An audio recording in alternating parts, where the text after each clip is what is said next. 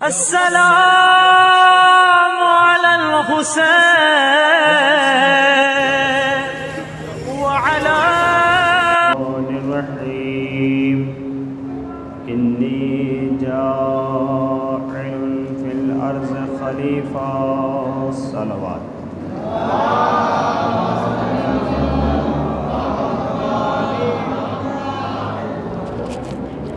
برادران ایمان اور بزرگان قوم،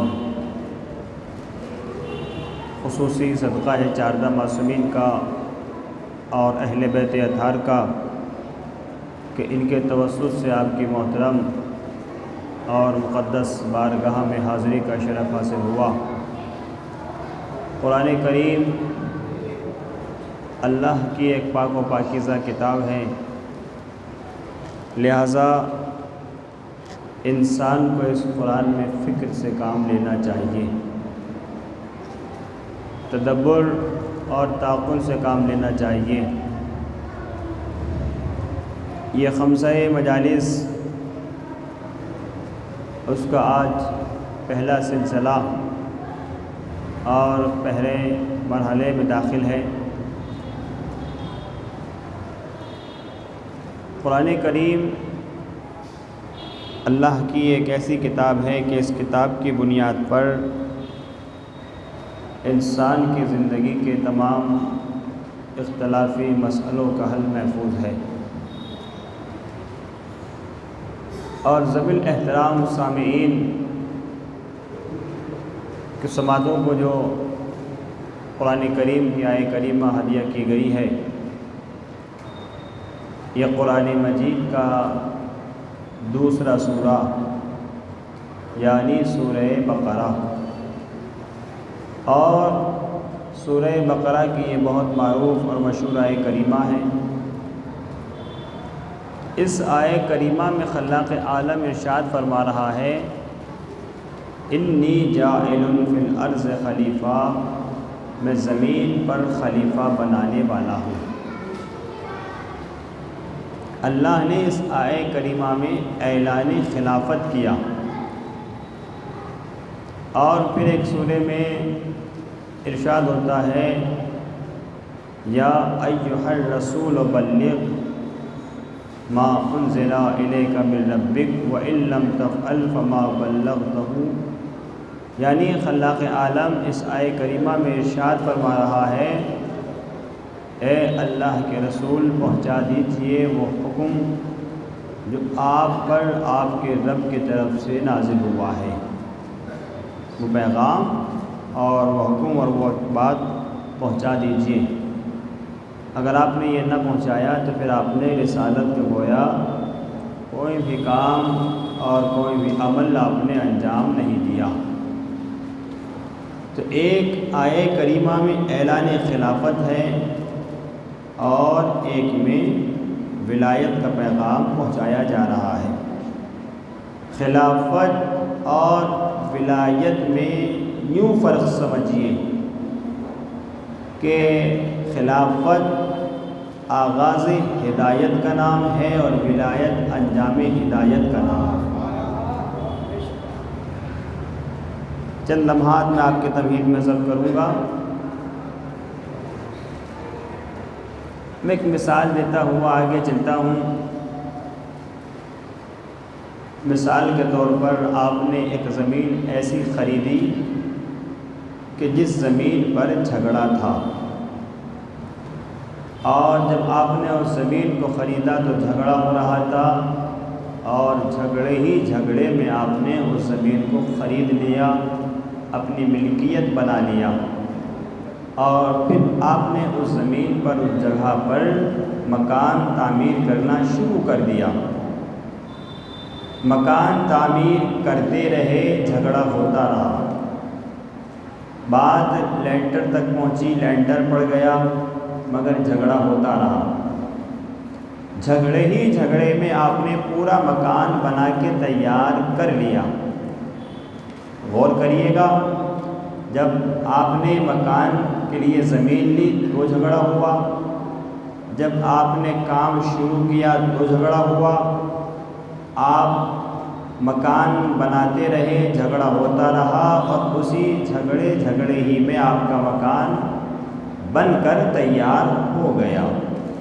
جب وہ آپ کی عمارت تیار ہو گئی، مکمل ہو گئی، میری جانب متوجہ رہیے گا، جب وہ آپ کا مکان جھگڑے میں تیار ہو گیا تو ارباب بلا مکان بن جانے کے بعد اب آپ کو اچانک 2 سال کے لیے کویت یا دبئی جانا پڑ گیا، اور فیصلہ یہ ہوا کہ جائے بغیر بات بنے گی نہیں، جانا ہی پڑے گا۔ تو اب آپ نے یہ طے کر لیا، یہ سوچ لیا، مکمل ارادہ کر لیا، عزم بالجزم آپ نے یہ ارادہ کر لیا کہ مجھے جانا ہی پڑے گا۔ تو اب آپ مجھے انصاف سے بتائیے کہ عقل کیا کہتی ہے کہ وہ جو مکان آپ کا جھگڑے میں تیار ہوا ہے، اگر آپ اس عالی شان عمارت کو چھوڑ کر دبئی یا کویت باہر چلے گئے تو کیا وہ لوگ جو تمہارا مکان بننے نہیں دے رہے تھے تو کیا وہ آپ کے بعد آپ کے مکان کو ویسا ہی چھوڑیں گے جیسا آپ چھوڑ کر جا رہے ہو؟ توجہ ہے نا؟ آواز تو صحیح آ رہی ہے نا؟ کوئی ایسا تو بات نہیں ہے؟ تو کیا وہ آپ کے مکان کو ایسا ہی چھوڑ دیں گے جو بننے نہیں دے رہے تھے؟ اگر آپ اپنی ایسی عمارت چھوڑ کے جائیں گے تو عقل کیا کہتی ہے؟ فیصلہ آپ کا یہ ہے کہ جانا پڑے گا۔ تو اب عقل بشریت کا تقاضا کیا ہے؟ اب عقل انسانی اس بات کا آپ سے تقاضا کرتی ہے، اب یہ آپ کی فطرت آپ سے یہ مطالبہ کرتی ہے کہ اگر آپ جا رہے ہو تو اپنے اس مکان کے باہر ایک چوکیدار محافظ بٹھا کے جائیے۔ اب عقل بشر کیا کہتی ہے کہ ایک محافظ، ایک چوکیدار اس مکان کی شان کے مطابق بٹھا کے جائیے۔ اچھا، اگر آپ ایک نگہبان، ایک محافظ یا چوکیدار اپنے مکان کی حفاظت کے لیے بٹھائیں گے تو کیسا بٹھائیں گے؟ عقل کیا کہتی ہے؟ کیا وہ ایسا انسان بٹھائیں گے جو بہت لاغر اور کمزور ہو، بہت ضعیف ہو؟ تو کیا آپ بہت ضعیف کے ہاتھ میں لاٹھی دے کر بٹھا دیے گئے کہ آپ اس کی حفاظت کریں؟ ہوگا کیا؟ پتہ چلا کچھ دنوں بعد اس ضعیف انسان کو بھی مار دیا اور آپ کا وہ مکان بھی نقصان پہنچا دیا۔ اب جیسی عمارت ہوتی ہے، جیسا مکان ہوتا ہے، جیسا خزانہ ہوتا ہے، ویسا ہی چوکیدار بٹھایا جاتا ہے۔ توجہ چاہوں گا، ویسا ہی چوکیدار اور ویسا ہی محافظ بٹھایا جاتا ہے۔ یا مثال کے طور پر اگر کسی ملک کے خزانے کی حفاظت کرانا ہو تو وہاں پر صرف ایک چوکیدار نہیں بیٹھتا، وہاں پر حفاظت کے لیے پوری ایجنسی اور پوری ٹیم لگا دی جاتی ہے تاکہ اس ملک کے خزانے کی حفاظت ہو سکے۔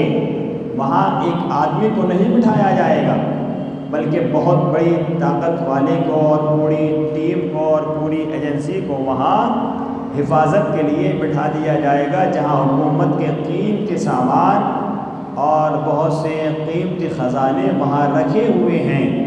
تو آپ نے غور نہیں کیا، آپ انصاف سے بتائیے، اگر آپ جاتے ہیں تو اپنے مکان اور اپنی چیزوں کی حفاظت کے لیے ایک چوکیدار کو بٹھا کر جاتے ہیں تو اب یہ دین ایسا دین ہے کہ اس دین میں انبیاء کا خزانہ ہے، آدم کا علم بھی ہے، نوح کا تقویٰ بھی ہے، موسیٰ کی ہیبت بھی ہے، ابراہیم کی خلت بھی ہے، موسیٰ کی ہیبت بھی ہے، عیسیٰ کا زہد بھی ہے اور یوسف کا حسن بھی ہے، ابراہیم کی خلت بھی ہے۔ تو اب آپ مجھے انصاف سے بتائیے، جب رسول جا رہے ہوں گے تو کیا اپنے بعد محافظ چھوڑ کر نہیں جائیں گے؟ ایک صلوات پڑھے محمد و آل محمد۔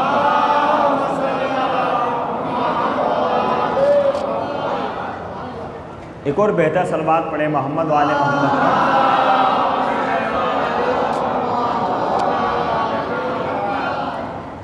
ایک اور بات، مثلاً آپ نے کسی بچے کو یہاں گلی میں ٹہلتے ہوئے دیکھا، گھومتے ہوئے دیکھا، تو اس سے کسی بزرگ صاحب نے، ایک انسان نے سوال کیا کہ بیٹا تم یہاں کیوں ٹہل رہے ہو، تم تو باہر رہتے ہو، گئے کیوں نہیں؟ کہا چچا آپ کو نہیں پتہ، میں اس لیے نہیں جا رہا ہوں چونکہ میرے ابا بیمار بہت ہیں، مجھے اس بات کا خطرہ ہے کہ کہیں ایسا نہ ہو اگر میں چلا گیا تو میرے پیچھے میرے ابا کا انتقال نہ ہو جائے، اگر میں چلا گیا تو کہیں ایسا نہ ہو میرے ابا مر جائیں اور میں اپنے ابا کے دفن میں اور کفن میں شریک نہ رہ سکوں۔ تو اب آپ کیا سمجھیے گا؟ آپ یہی تو سمجھیں گے کہ بھائی کچھ ہو یا نہ ہو مگر اس لڑکے کو اپنے ابا سے محبت بہت ہے، یہ کچھ ہو یا نہ ہو مگر یہ بچہ اپنے بابا سے پیار بہت کرتا ہے، اپنے ابا سے محبت بہت کرتا ہے۔ اب اتفاق سے یہ ہوا کہ صبح کو آپ کے پاس خبر آئی کہ اس لڑکے کے ابا کا انتقال ہو چکا ہے، تو اب آپ جنازے میں شریک ہونے کے لیے تیزی سے پہنچے۔ جب آپ گئے تو آپ نے دیکھا کہ کافی مجمع جنازے میں آ گیا ہے، مگر وہ بچہ جو اپنے ابا کو چھوڑ کر نہیں جا رہا تھا، نہ غسل میں نظر آ رہا ہے، نہ نماز جنازہ میں نظر آ رہا ہے، نہ کفن میں نظر آ رہا ہے، نہ تدفین کے وقت نظر آ رہا ہے۔ تو اب آپ نے کیا سوچا، اب آپ نے کیا پہچانا کہ بھائی ایسا لگتا ہے کہ اسے اپنے ابا سے محبت نہیں تھی، اس لیے کہ اگر اسے اپنے ابا سے محبت ہوتی تو جنازے میں شریک رہتا، نماز میں شریک رہتا، تدفین کے وقت اپنے ابا کے جنازے میں شریک رہتا، مگر وہ تو کہیں نظر ہی نہیں آ رہا ہے۔ اب آپ نے سوال کیا، پوچھا کہ یہ بتائیے کہ وہ گیا کہاں، وہ نظر نہیں آ رہا ہے مرحوم کا بیٹا، وہ کہاں چلا گیا؟ تو اب آپ اس کی تحقیق کرنے لگے، جستجو کرنے لگے، اور جستجو کرتے کرتے آپ کو پتہ چلا کہ وہ بچہ، ایک صلوات پڑھے محمد وآل محمد پر،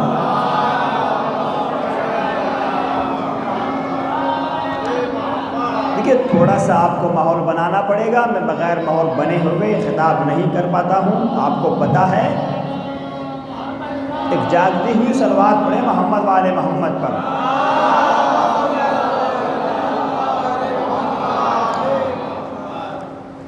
تو ذرا معلوم تو کریے کہ وہ گیا کہاں، جس نے اپنے ابا کے لیے اپنا کاروبار چھوڑ دیا، بزنس چھوڑ دیا، اور اس لیے نہیں جا رہا تھا کہ کہیں میرے پیچھے ابا کا انتقال نہ ہو جائے، محبت تو بہت کرتا تھا مگر آج جنازے میں ہے کیوں نہیں؟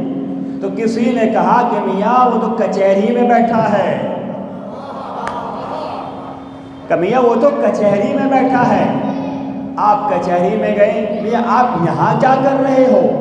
ادھر آپ کے ابا کا انتقال ہو گیا، نہ آپ غسل میں شریک رہے، نہ آپ جنازے میں شریک رہے، نہ آپ تدفین میں شامل رہے، آپ یہاں کیا کر رہے ہو؟ کہ میں نے یہ سوچا کہ میں اپنے ابا کی جائیداد کے کاغذات نکلوا لیتا ہوں۔ تو وہ اس لیے وہاں پہنچ گیا تاکہ پتہ لگا سکے کہ میرے ابا کے اکاؤنٹ میں پیسہ کتنا ہے اور میرے ابا کے نام پر جائیداد کتنی ہے۔ تو اب سمجھ میں آیا کہ اسے اپنے ابا سے محبت نہیں تھی، ابا کی دولت سے محبت نہیں تھی۔ تو اب دعویٰ بہت لوگوں نے کیا کہ ہمیں رسول سے محبت تھی، کی رسالت سے محبت نہیں تھی بلکہ رسول کی حکومت سے محبت تھی۔ ایک صلوات پڑھے محمد وآل محمد پر۔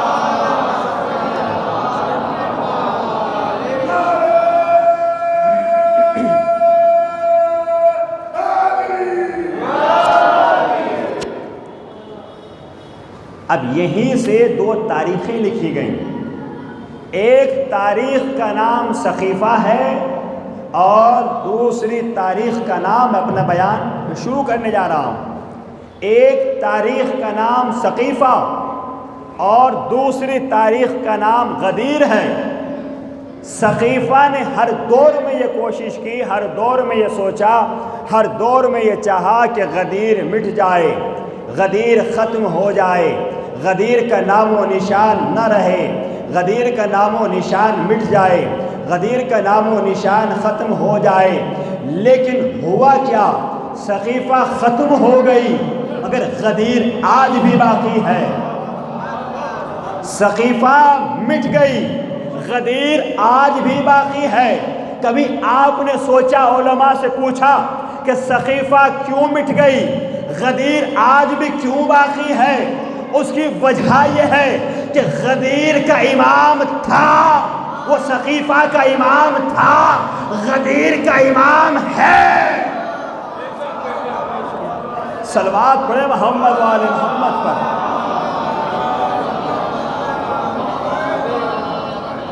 ایک اور بہتر صلوات پڑھیں محمد و آل محمد پر۔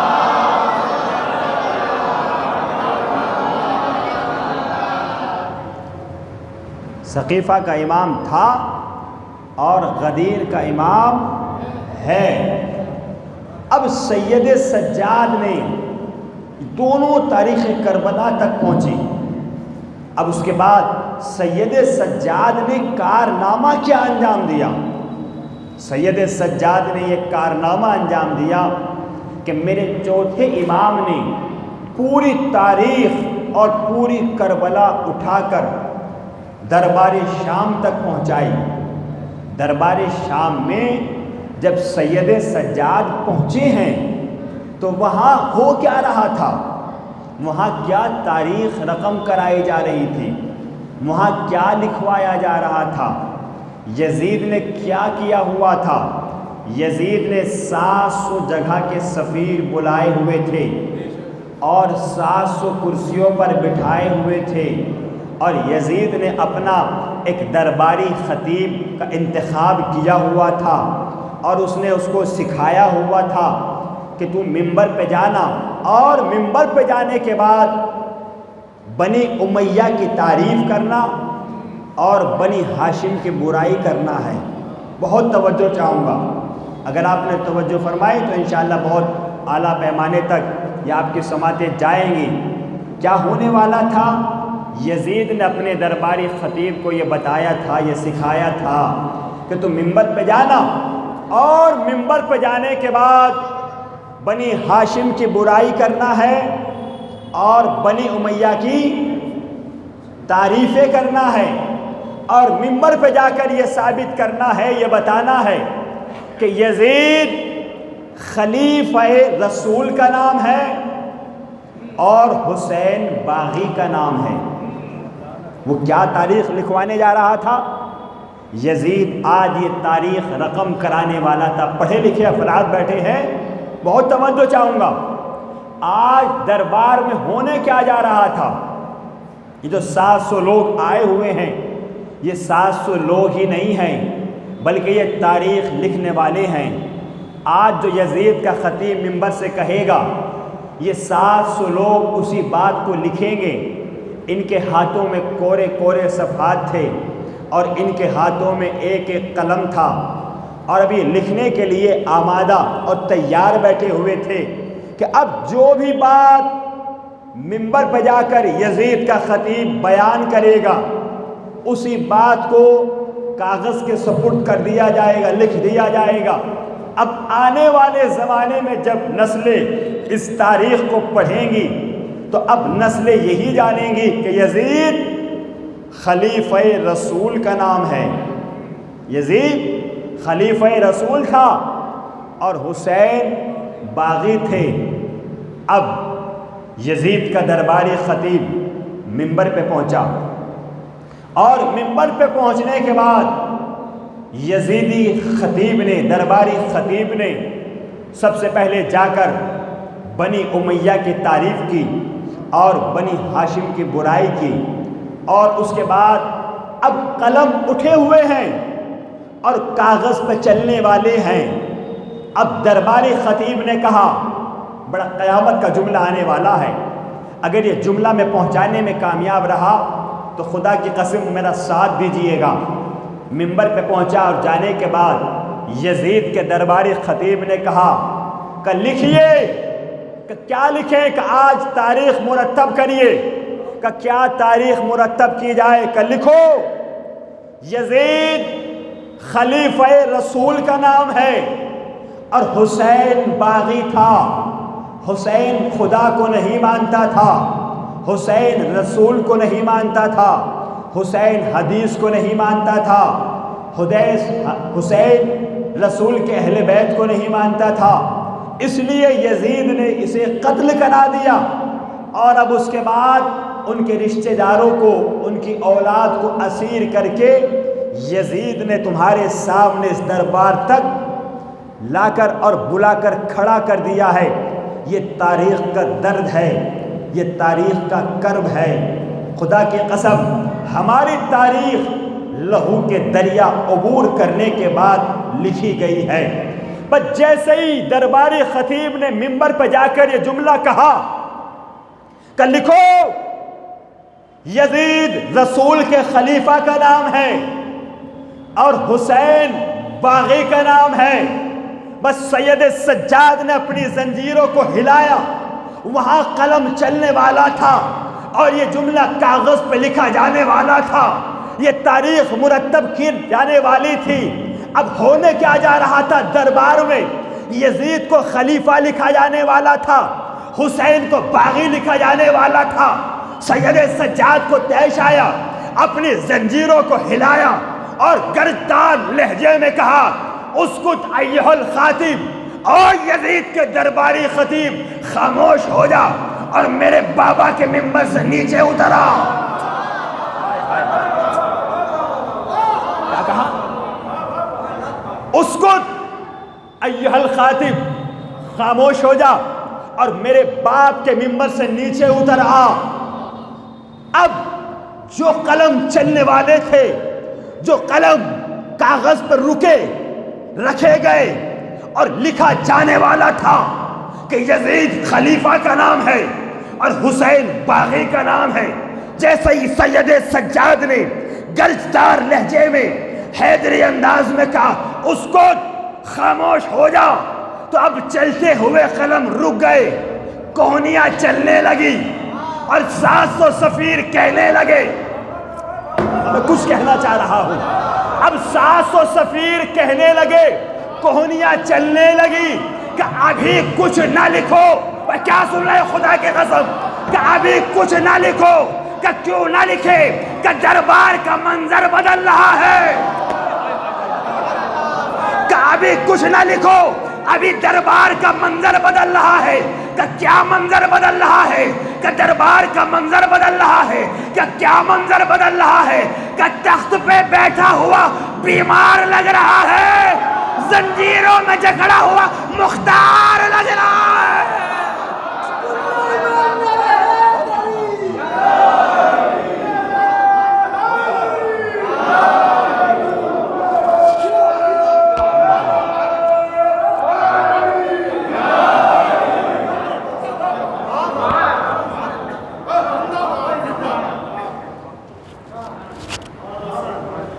سید سجاد نے کارنامہ کیا انجام دیا دربار میں، جو ان کو تاریخ مرتب کرانے کے لیے بلایا تھا؟ اگر آج لکھ دیا جاتا تو آنے والی نسلیں یہی کہتی کہ یہ خلیفہ تھا اور یہ باغی تھا، نعوذ باللہ۔ امام حسین کو یہ لکھوانے سے سید سجاد نے بچایا۔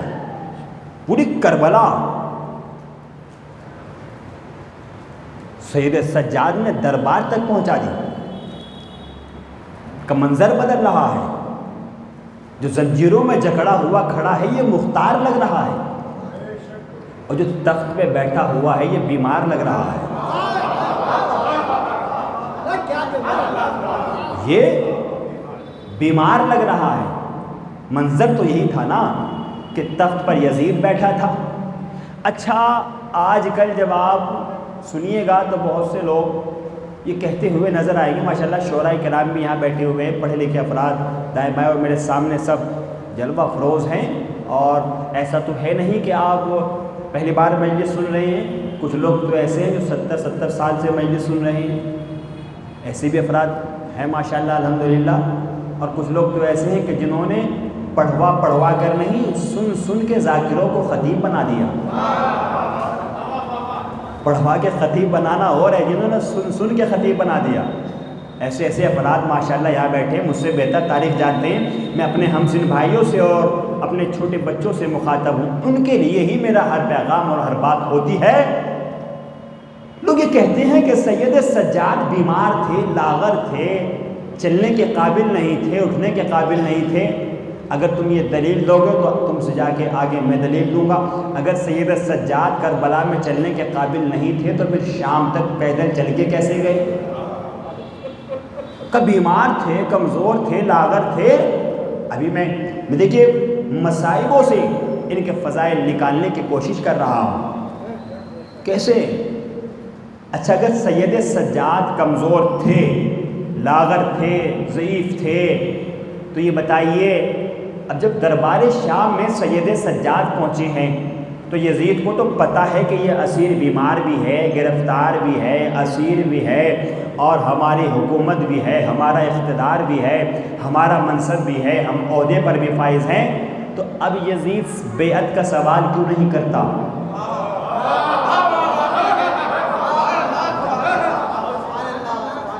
اور جب بیمار ہے تو یزید بیعت مانگ لے۔ اگر یہ محتاج ہیں اور کمزور ہیں تو سجاد سے بیعت کا سوال کر لے۔ اب تو تیرے حکومت میں ہے اور تیرے گھر میں ہے، تیرے دربار میں ہے۔ جناب زینب 2 اماموں کو بچا کے لائی ہے۔ میں انشاءاللہ اس پہ کبھی کل یا پرسوں گفتگو کروں گا، میں تیزی سے آگے بڑھ رہا ہوں۔ تو میں سید سجاد وہاں آنے کے بعد سید سجاد بھی نہیں سوئے اور یزید بھی نہیں سویا۔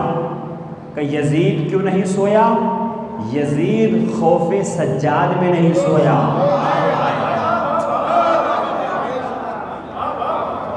یزید خوف سجاد میں نہیں سویا اور امام سجاد رعب امامت میں نہیں سوئے۔ سید سجاد نے کیا کارنامہ انجام دیا؟ 4 مصرع پڑھ کر آگے بڑھتا ہوں۔ سید سجاد نے کیا کیا؟ بستر جو مخملی تھا اسے خار کر دیا، سونا فرعون شام کا دشوار کر دیا، سونا فرعون شام کا دشوار کر دیا، نیند اس کی باندھ کے زنجیر پا کے ساتھ سجاد نے یزید کو بیمار کر دیا۔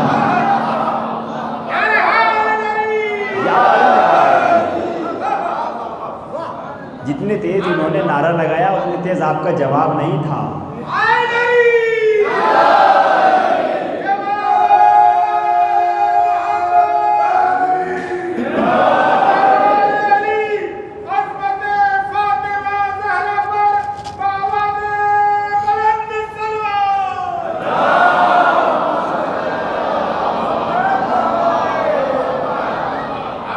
اب سید سجاد نے کہا،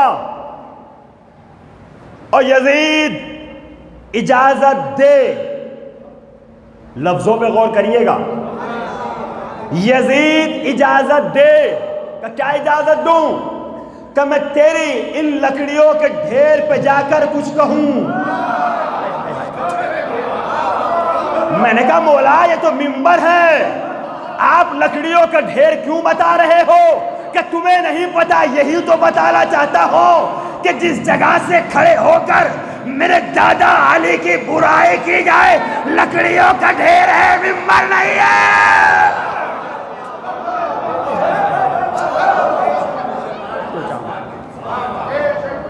لکڑیوں کا ڈھیر ہے۔ یزید اجازت دے کہ میں جا کے کچھ کہوں۔ یزید نے کیا کہا؟ یزید نے یہ جملہ کہا، اسیر گرفتار خاموش ہو جا۔ اسیر کو بادشاہ کے سامنے بولنے کی اجازت نہیں ہے۔ ہمارے یہاں کا قانون ہے کہ کوئی اسیر اور گرفتار بادشاہ کے سامنے زبان نہیں کھول سکتا ہے۔ اب امام سجاد نے گفتگو کا طریقہ بدل دیا۔ وہ جو 700 لوگ تاریخ لکھنے کے لیے آئے ہیں انہیں بتایا ہوا ہے کہ یہ باغی ہیں، یہ اللہ کو نہیں مانتے، رسول کو نہیں مانتے، قرآن کو نہیں مانتے۔ اب سید سجاد نے کیا کہا؟ گفتگو کا طریقہ بدل کے کہا، او یزید مجھے جانے دے اور کچھ کہنے دے، میں اپنے لیے کچھ نہیں کہوں گا، جو بھی کہوں گا اللہ کے لیے کہوں گا۔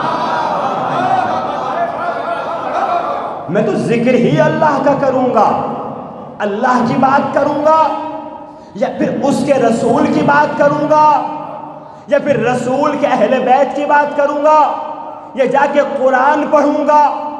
اب دربار والے کہنے لگے ارے یزید تو کہتا ہے کہ اللہ کو نہیں مانتا۔ کیا سن رہے ہو خدا کی قسم؟ یزید تو کہتا ہے کہ قرآن کو نہیں مانتا، یہ تو بات ہی اللہ کی کرنے کے لیے کہہ رہا ہے۔ اب دربار والے چونک گئے، حیران ہو گئے، حیرت میں مبتلا ہو گئے، حیرت میں غرق ہونے لگے، اور سب نے بیک زبان ہو کے کہا ارے او یزید جانے دے، بول لینے دے، یہ اللہ کا ذکر کرے گا، سامعین کو ثواب ملے گا۔ کچھ کہنا چاہ رہا ہوں، ایسا لگ رہا ہے جیسے پیچھے آواز نہیں جا رہی ہو۔ اگر پیچھے آواز نہیں جا رہی تھوڑا آگے آ جائیے بڑی معذرت کے ساتھ۔ ماشاء اللہ الحمدللہ۔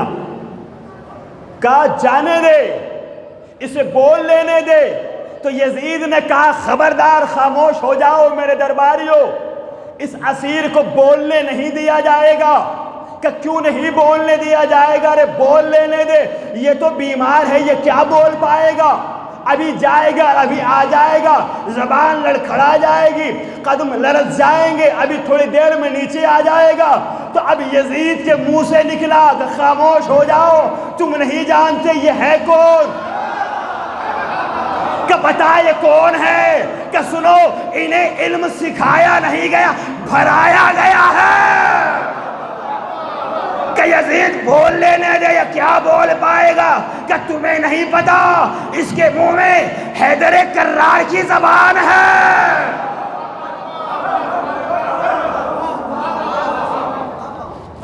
نہیں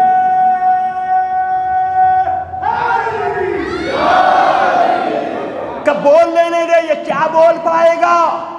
اب اگلا جملہ یزید کے منہ سے نکلا اور یزید پھنس گیا۔ یزید نے کہا کہ اسے بولنے نہیں دیا جائے گا۔ کہ کیوں؟ کہ اس لیے کہ اس کے منہ میں محمد کی زبان ہے،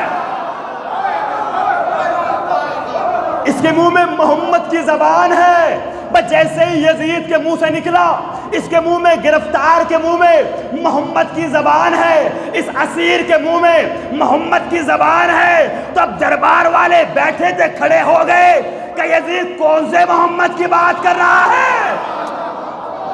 کہ یزید کون سے محمد کی بات کر رہا ہے؟ وہ محمد جو قرآن لایا، وہ محمد جو دین لایا، وہ محمد جو شریعت لایا، وہ محمد جو اسلام لایا۔ کہا وہی محمد کہ جس کے گھر میں فرشتے آتے تھے۔ جملہ سنے،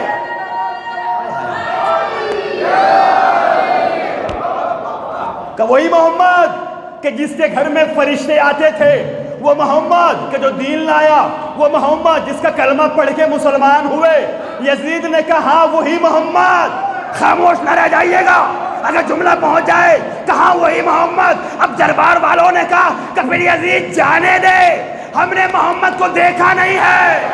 ارے یہ بولے گا تو پتہ چلے گا محمد بولتا کیسے تھا۔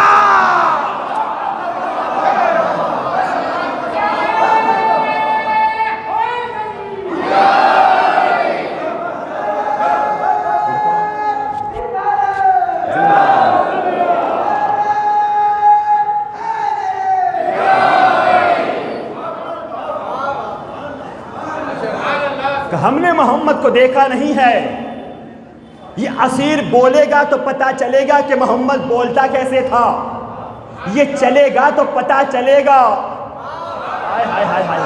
ایک ایک جملہ توجہ کے قابل ہے۔ یہ چلے گا تو پتہ چلے گا کہ محمد چلتا کیسے تھا۔ اب یزید نے اجازت دی، کہا اجازت ہے جائیے۔ اب سید سجاد نے دربار میں چلنا شروع کیا۔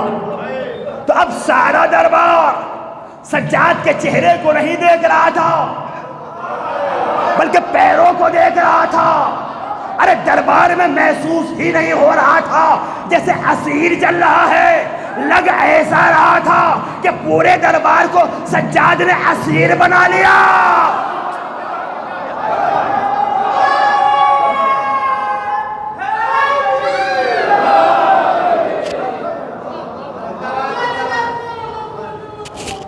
اب سید سجاد گئے اور جانے کے بعد اللہ کی تعریف کی. دربار والے کہنے لگے یزید تو کہتا تھا کہ اللہ کو نہیں مانتا ہے، یہ تو شروع ہی اللہ کے نام سے کر رہا ہے.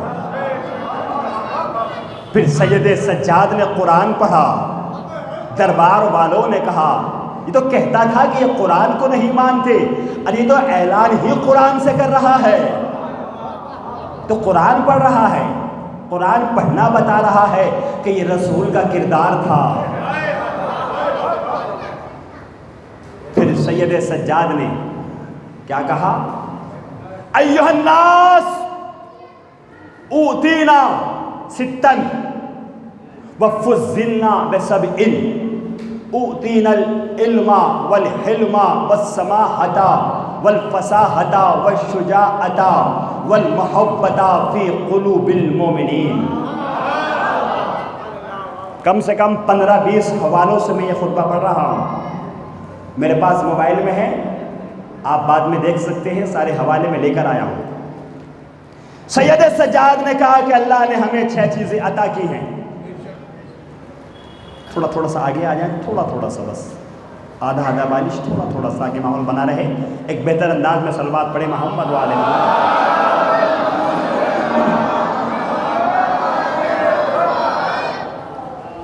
اللہ نے ہمیں 6 چیزیں عطا کی ہیں.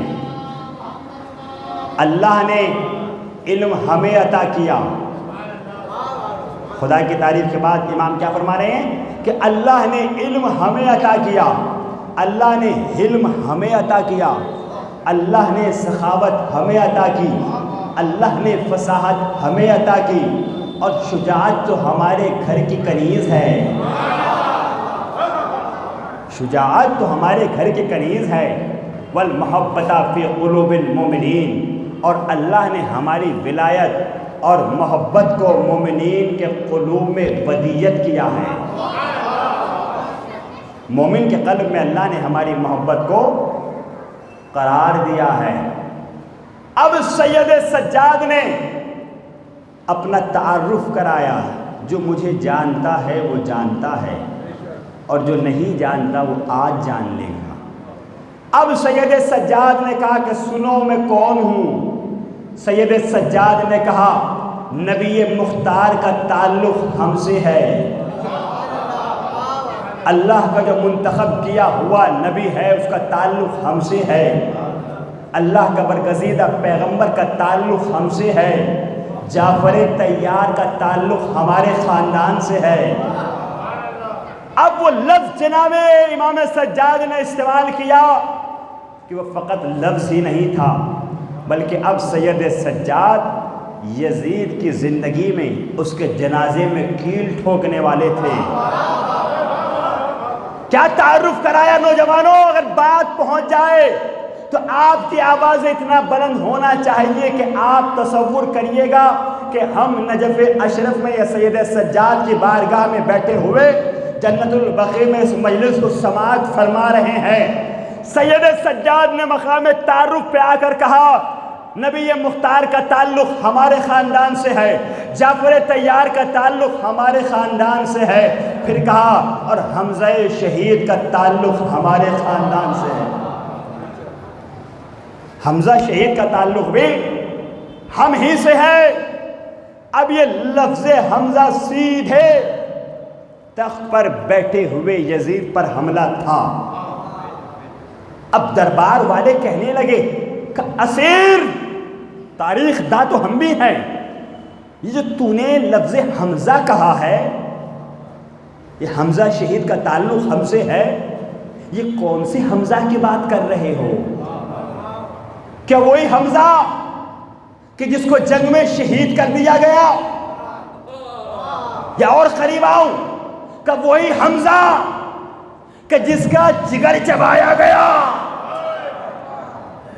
اب اسیر نے کہا، امام سجاد نے کہا ہاں وہی حمزہ جس کو شہید کیا گیا، ہاں وہی حمزہ کہ شہادت کے بعد جس کا جگر چبایا گیا. کہ اسیر جب اتنا جانتا ہے تو پھر یہ بھی جانتا ہوگا، کہ پھر یہ بھی جانتا ہوگا کہ جگر چبایا کس نے تھا، کہ جس نے جگر چبایا اس کا نام ہندا تھا. بھئی کیا سن رہے خدا کی قسم، کہ کیا نام تھا؟ کہ جگر چبانے والی کا نام ہندا تھا. کہ پھر یہ بھی پتا ہوگا کہ ہندا تھی کون. اور یہی تو مقام ہے بول لینے کا کہ ہندا تھی کون. اب سجاد خاموش ہوئے، یزید کے طرف رخ کر کے کہا ارے دربار والوں مجھ سے نہ پوچھو، ہندا یزید کی دادی ہے.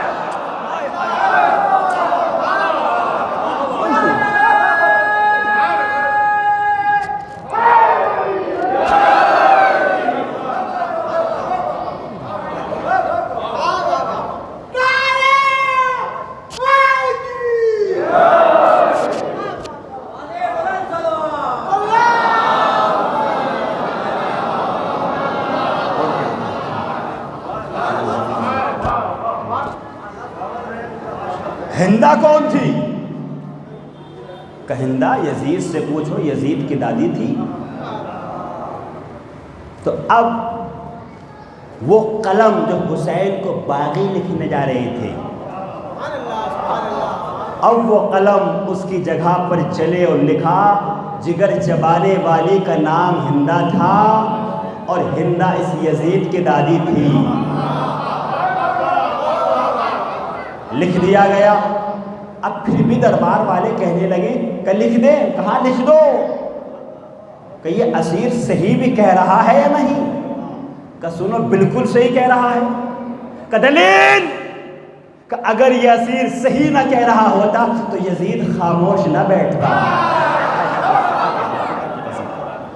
یزید جو خاموش بیٹھا ہے یہ اسی بات کی دلیل ہے کہ اسیر جو بھی کہہ رہا ہے صحیح کہہ رہا ہے. لکھ دو. اب سید سجاد نے اپنا تعارف مزید کرایا. اب دربار والے کہنے لگے اے اسیر تم تو کمال کی شخصیت ہو، ذرا ہمیں کھل کے بتاؤ آپ ہیں کون. ہم ابھی سمجھے نہیں ہیں کہ آپ ہیں کون. اب کہا انا ابن مکہ و منا، انا ابن صفا و مروہ. چوتھے امام نے کہا دیکھیے جہاں فضائل میں آنسو آ جائے یا قبولیت کی ضمانت ہو جاتی ہے. اب سید سجاد نے کہا کہ سنو میں کون ہوں. میں مکہ و منا کا بیٹا ہوں، میں صفا و مروہ کا بیٹا ہوں. کہ آپ کھل کے بتائیے آپ ہیں کون. اب چوتھے امام نے کہا میں بہترین تلبیہ کہنے والے کا بیٹا ہوں، میں بہترین تکبیر کہنے والے کا بیٹا ہوں، میں بہترین حاجی کا بیٹا ہوں، میں بہترین نمازی کا بیٹا ہوں. کہ کھل کے بتائیے آپ ہیں کون. کہ میں شافعی محشر کا بیٹا ہوں، میں بستر رسول پہ سونے والے کا بیٹا ہوں. کہ آپ کھل کے بتائیے آپ ہیں کون. کہ میں محشر میں شفاعت کرانے والے کا بیٹا ہوں. کہ ہم پہچانے نہیں آپ ہیں کون. تو کہا سنو میں عین اللہ کا بیٹا ہوں، میں ید اللہ کا بیٹا ہوں، میں نفس اللہ کا بیٹا ہوں، میں وجہ اللہ کا بیٹا ہوں، میں رحمت اللہ کا بیٹا ہوں، میں نفس اللہ کا بیٹا ہوں. کہ کھل کے بتائیے آپ ہیں کون. اب سید سجاد نے پھر اپنا رخ یزید کی سمت کیا اور پھر درباریوں سے مخاطب ہو کے فرمایا کہ سنو میں کون ہوں. پہلے یزید سے پوچھو کہ کعبے میں پیدا ہونے والا علی اس کا دادا تھا یا میرا دادا.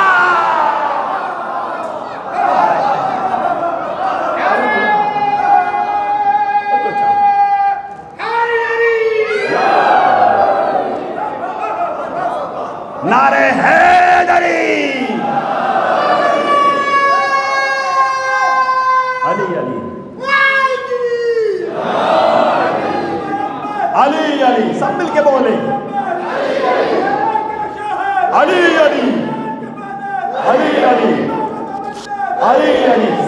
بولے علی علی علی علی علی علی علی علی علی علی علی علی علی علی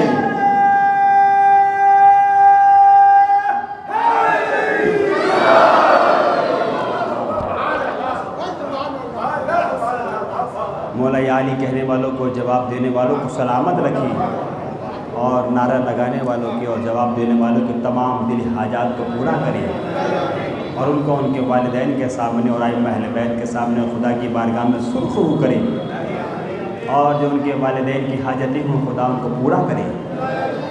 سید سجاد نے کہا کیا پوچھتے ہو؟ اس سے پوچھو کعبے میں پیدا ہونے والا علی اس کا دادا تھا یا میرا دادا؟ اب انقلاب آنے لگا دربار میں، گریے کی آوازیں اتنی بلند تھیں، یزید نے کہا کہ اب کیا کیا جائے؟ ابھی ہماری حکومت کا تختہ ختم لرز جائے گی، ختم ہو جائے گی، ابھی انقلاب آ جائے گا، کہ کیا کیا جائے؟ دادی نے اپنے بابا کی صداقت کو بچایا تھا، اور امام نے اپنے بابا کی شہادت کو بچایا، کہ کیا کیا جائے؟ کہ اذان کہلوائی جائے۔ اب 7 مؤذن ایک ساتھ کھڑے ہوئے، ایک نہیں تھا مؤذن، 7، چونکہ جب ایک نے آواز بلند کی تو گریے کی آواز غالب تھی۔ اب 7 مؤذن، 7 لوگ ایک ساتھ کھڑے ہوئے، بالکل آخری والا 2 جملے مساف کے پڑھ کر بعد تمام مجلس ختم۔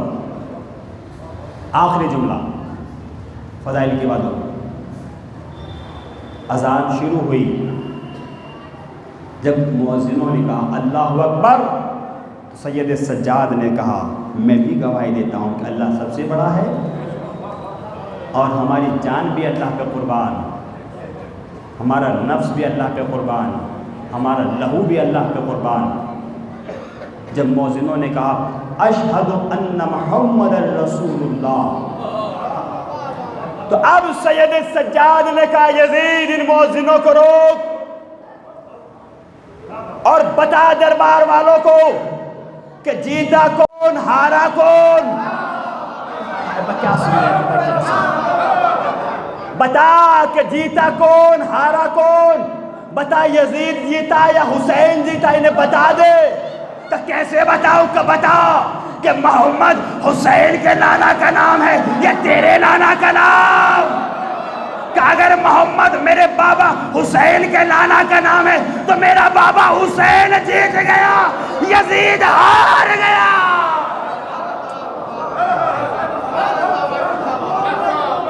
ہار گیا، بات تمام ہو گئی۔ بس نوجوانوں، یہ آذان حسین کی جیت کا اعلان ہے، اور یہ فرش عزا یزید کی ہار کا اعلان ہے۔ یہ دور ایسا آ گیا ہے، اس کے بعد آپ کو ضروری ہے کہ مجلسوں میں شریک ہونا۔ کیسا کیسا ماحول بنا ہوا ہے قریب کے ملکوں میں، آپ تو سوشل میڈیا پر اور سارے چینلز پر آپ کو واقفیت ہوگی۔ اسی کے پیش نظر میں جملہ کہنے جا رہا ہوں، یہ دیکھنا ہے کہ آپ کی نظروں میں حالات حاضرہ کتنے ہیں۔ تو یہ آذان حسین کی جیت کا اعلان ہے، اور یہ فرش مجلس یزید کی ہار کا اعلان ہے۔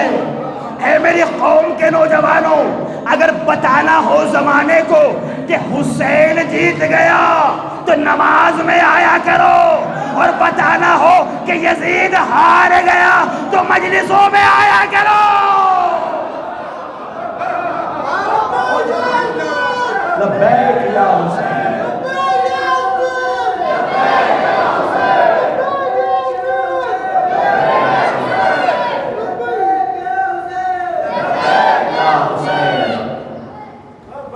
بس دوستو، ایک روزہ، یہ پہلا روز آج، اس کے بعد بھی 4 روز آپ کو، اور اس کے بعد بھی مجالسیاں ہوتی ہی رہتی ہیں، لیکن اتنا یاد رکھنا کہ جب فرش عزا بچھ جاتا ہے تو زہرا تمہارا انتظار کرتی ہے.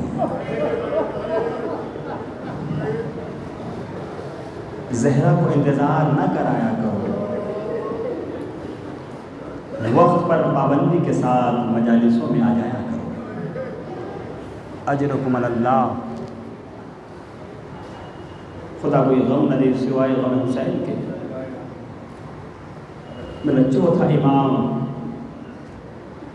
آپ روتے ہوئے تھک جاتے ہیں مگر سید سجاد اپنے بابا کے غم میں اور کربلا والوں کے غم میں 40 برس خون کے آنسو روتے رہے. سید سجاد، جب سید سجاد کے ہاتھوں میں ہتھکڑیاں، پاؤں میں بیڑیاں اور گردن میں خاردار دوغ پہنایا گیا اور یہ قافلہ عزادارو جب شام تک پہنچا ہے، جب چاہنے والے نے سوال کیا تھا مولا میں نے دیکھا کہ کربلا سے شام تک آپ نے رکوع کے عالم میں سفر کیا ہے، مولا یہ جھک کر آپ نے سفر کیوں کیا ہے؟ تو امام نے کہا چاہنے والے تو نے انصاف نہیں کیا، تجھے نہیں پتا ارباب مقاتل کہتے ہیں کہ ہم 12 اسیروں کے گلے ایک رسن میں بندھے ہوئے تھے اور ان گلوں میں سب سے چھوٹا قد میری بہن سکینہ کا تھا. ارے جب سجاد سیدھا کھڑا ہوتا تھا تو میری بہن سکینہ کا گلا گھٹنے لگتا تھا. سکینہ کے تڑپنے کی آواز آتی تھی بھیا سیدھے نہ کھڑے ہونا، سکینہ کا گلا گھٹ رہا ہے. اجرکم اللہ. ہاں عزادارو پرسوں بھی آپ نے سید سجاد کے مصائب سنے ہوں گے.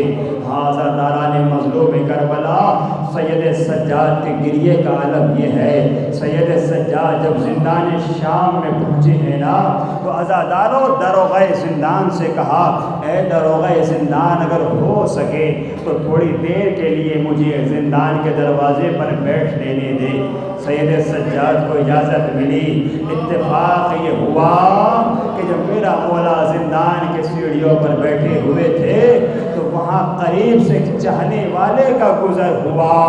ابھی چاہنے والے نے پہچانا نہیں تھا. عزادارو چاہنے والا سوال کرتا ہے اے اسیر تم تو خدا کا ذکر کر رہے ہو، تمہیں کس جرم میں قید کیا گیا ہے کہ بھائی ان سب باتوں کو چھوڑ دے. بس ایک مرتبہ چاہنے والا کہتا ہے کہ اے اسیر اتنا بتا دیجئے کہ آپ کہاں کے رہنے والے ہو. اجرکم اللہ. کہ کہاں کے رہنے والے ہو؟ تو ایک مرتبہ سجاد نے کہا کہ ہم مدینے کے رہنے والے ہیں. کہ مدینے میں کون سی جگہ کے رہنے والے ہو؟ کہ مدینے میں محلہ بنی ہاشم کے رہنے والے ہیں. عزادارو محلہ بنی ہاشم کا نام آیا تو چاہنے والا تڑپ گیا کہ اسیر اگر تم مدینے سے آئے ہو تو مدینے میں میرا چوتھا امام سید سجاد بھی رہتا ہے. تم میرے مولا کو ضرور جانتے ہوں گے. کہ ہاں بھائی جانتا ہوں، مگر پہلے تو بتا کہ تو سجاد کو کیسے جانتا ہے؟ کہ بھائی سجاد تو کریم ابن کریم کا نام ہے. کہ کیا ہوا کہ میں ایک بار مدینے گیا، میرا اونٹ گم ہو گیا تھا، میں پیدل نہیں چل سکتا تھا. میں نے سجاد سے کہا تو میرے مولا سجاد نے مجھے اپنا اونٹ دیا، اپنے ہاتھوں سے کھانا کھلایا، اپنے ہاتھوں سے پانی پلایا. ارے سجاد تو میرے محسن کا نام ہے. امام تڑپ گئے. کہا بھائی پھر تو نے کہاں پہچانا؟ انا زین العابدین. اجرکم اللہ. آپ کی آواز بلند. انا زین العابدین. میں تیرا مولا سید سجاد ہوں. چاہنے والا تڑپ گیا، غش کھا کے زمین پہ گر گیا. ہوش آیا تو کہا مولا یہ ہتھکڑیاں مجھے پہنا دیجئے، یہ بیڑیاں مجھے پہنا دیجئے. مولا یا تو مجھے بھی اپنے ساتھ زندان میں لے چلیے یا آپ رہا ہو کر میرے ساتھ چلیے. امام نے کہا بس تم واپس چلے جاؤ. کہ مولا زندان میں جانے کی جلدی کیوں ہو رہی ہے؟ کہ چاہنے والے تجھے نہیں پتا، ارے میں اکیلا نہیں آیا، میرے ساتھ فاطمہ کی بیٹیاں. کہ مولا اینا عباس، اینا علی اکبر. کہ وہ عباس کا سر ہے، وہ علی اکبر کا سر ہے. اجرکم اللہ. آخر جملہ مصائب کا عزادارو کہ وہ دیکھ عباس کا سر، وہ دیکھ اولو محمد کے سر، وہ دیکھ علی اکبر کا سر ہے۔ ہاں عزادارو جب سید سجاد مدینے میں آئے تو عزادارو سید سجاد جب مدینے کی ایک گلی سے گزر رہے تھے تو ایک مرتبہ قصاب ایک جانور کو ذبح کرنے والا تھا۔ عزادارو گلی والوں نے چلا کر کہا قصاب ارے جانور کو رہا کر دے، کہ کیا ہوا کہ وہ دیکھ سید سجاد آ رہے ہیں۔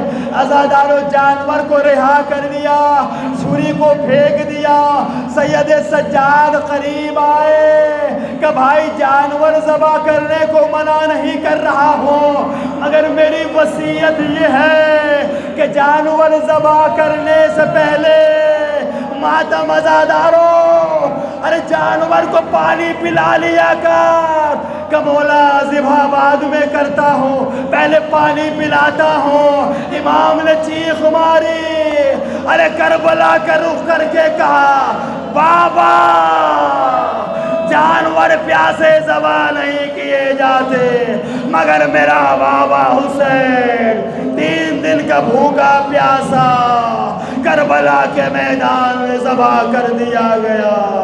ہائے حسین